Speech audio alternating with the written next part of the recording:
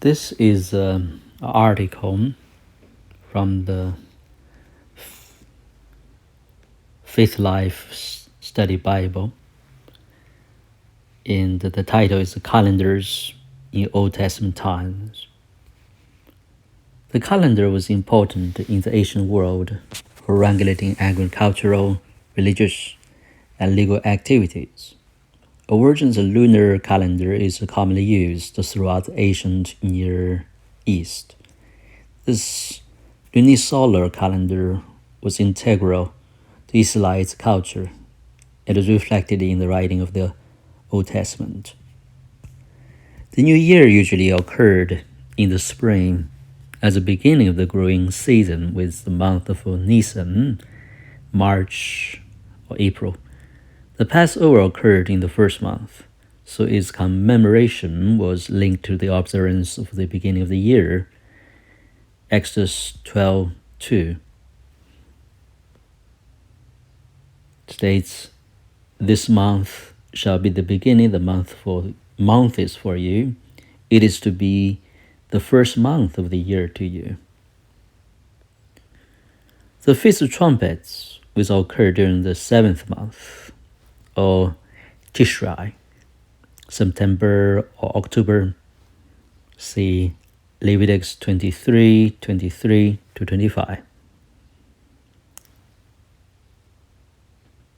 Again, the Lord spoke to Moses saying certain things anyway. It was called Rosh Hashanah, or the head of the year.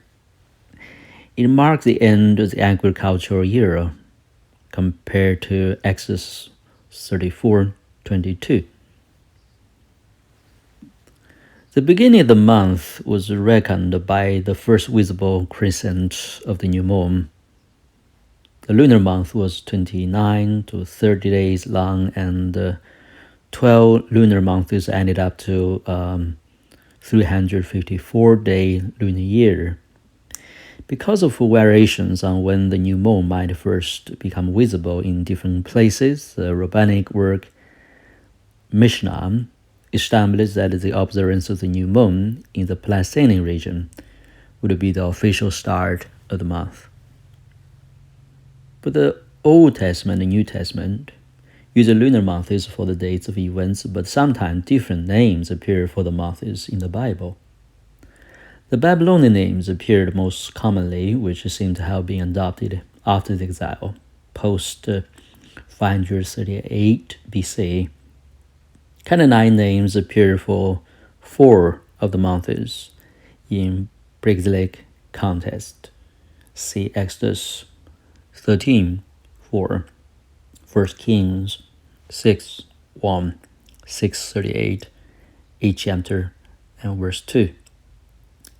Jewish literature from the Second Temple period indicates that a wide variety of sectarian groups follow both the traditional lunisolar calendar and the 364-day solar calendar. The usage of the solar calendar is attested to primarily in the Book of Jubilees and the Dead Sea Scrolls. The use of both led to Sabbath and holiday observances on different days. The lunar cycle and the solar cycle were annually out of sync by about 11 days. So the lunar-solar calendar was corrected periodically to realign the lunar months with the seasons. The most common method of reconciling the calendar was ending an actual month when necessary, called intercalation, which kept the months' seasons aligned. Intercalation was most often made by royal decree in Mesopotamia